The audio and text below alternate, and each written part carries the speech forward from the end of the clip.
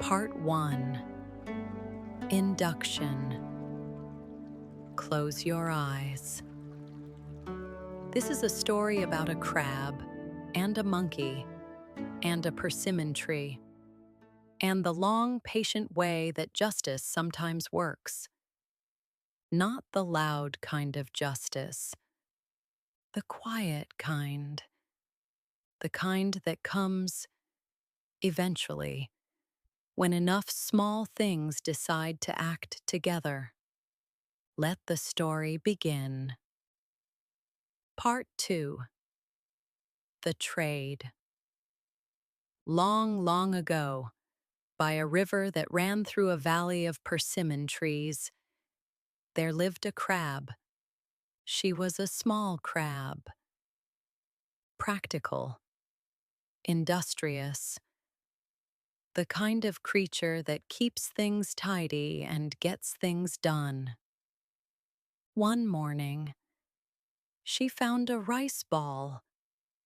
A good one. Warm. Fragrant.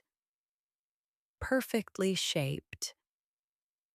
Someone must have dropped it on the path beside the river. She picked it up, very pleased with herself, and was heading home when she met the monkey. The monkey was sitting in a persimmon tree. He was eating, slowly, with the elaborate show of someone who knows they're being watched and wants to appear unconcerned. In his hand, a persimmon seed. "Hello, little crab," the monkey said. "What have you got there?" "A rice ball," said the crab. "Ah," said the monkey. He looked at his seed. He looked at the rice ball. His eyes went back and forth several times in the calculating way of someone about to suggest an unfair trade. "You should take this persimmon seed instead," he said. "A rice ball is gone in a moment, but a seed grows into a tree. Think of all the persimmons you'll have." The crab looked at the seed. She looked at the rice ball. She thought about it. She was not, it must be said, entirely convinced. But she was optimistic by nature, and persimmons were very good. "All right," she said. She gave him the rice ball. She took the seed. The monkey ate the rice ball in approximately 4 bites. He was already gone before the crab reached home. Part 3. The Growing. The crab planted the seed. She watered it every day. She pulled the weeds around it. She talked to it in the way that gardeners sometimes talk to things they are trying to help grow. "Grow quickly," she would say. "Grow tall. Grow strong. Give me persimmons." And slowly, it did. The seed became a sprout. The sprout became a sapling. The sapling became a young tree. The young tree became, in time, a proper persimmon tree. The crab was very proud. She would sit beneath it in the evenings, looking up at the branches, thinking of the persimmons that would come. The tree bloomed in spring, small white flowers, delicate, fragrant. The crab watched each one. The flowers became small green fruits. The green fruits grew slowly through the summer. And one autumn morning, the crab looked up at her tree and saw that the persimmons had ripened, orange and round and perfect, dozens of them, more than she had imagined. She was so pleased she did a small sideways dance, which is what crabs do when they are very happy. Part 4. The Monkey Returns. The monkey came back. He appeared at the edge of the crab's garden, hands in his pockets, whistling, with the particular air of someone pretending to have just happened by. "Oh," he said, "what a fine persimmon tree. I wonder whose that is." "Mine," said the crab. "Yours," said the monkey. "How wonderful! And are those persimmons I see up there?" "Yes," said the crab, "my persimmons from my tree that I grew from the seed you traded me. Yes, yes," said the monkey. "But here's the thing, little crab. You can't climb, can you?" "I can climb. Let me go up and get some persimmons for you. I'll bring them right down." The crab looked at him. She remembered the rice ball. She remembered the speed with which he had eaten it, but she could not climb the tree. That was simply true. "All right," she said, "but bring them down gently, for me and my children." "Of course," said the monkey, and climbed. Part 5. The Monkey's Cruelty. From up in the tree, the monkey looked down at the crab. He looked at the persimmons around him. He began to eat. He ate one, then another. He ate the ripe ones, the sweet ones, all the ones that were ready. "Are you bringing some down?" the crab called. "Almost," said the monkey. He ate more. "Now?" called the crab. "Nearly," said the monkey. When he had eaten all the ripe persimmons, he looked down at the crab. Then he took an unripe one, green and hard as a stone, and threw it. It hit the crab. She tumbled. She was hurt. Not badly, but enough. The monkey climbed down, smiling. He was gone before the crab could collect herself. The crab sat beneath her tree. She looked at the green, unripe persimmons that had fallen around her. She thought about the rice ball. She thought about the seed. She thought about all the mornings she had watered the tree, talking to it, willing it to grow. She was not crying exactly, but close. Her children came out of the house. They saw their mother. They saw the fallen persimmons. They understood what had happened. The eldest, who had inherited the crab's practicality and rather more of a temper, said, "We will not let this stand." Part 6. The Alliance. The crab's children went looking for allies. They found 3.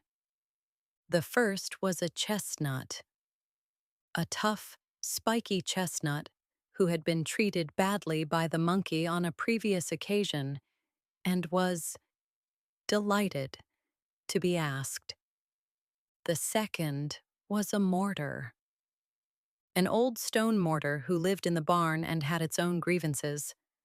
A long story involving the monkey, a festival, and a quantity of mochi that had gone missing. The third was a bee with a very particular sense of justice and an impressive sting. They gathered at the crab's house. They made a plan. It was a good plan, simple, clear, each one knowing exactly what to do. "He will come back," the eldest crab child said. "He always comes back when he thinks there's something to take." They waited. Part 7. The Return. The monkey came back. He sauntered up the path, hands in his pockets, smiling at his own cleverness. He had been thinking about the crab's house, about what else might be in there, about how easy it was when you were quicker and cleverer than someone else. He knocked on the door. No answer.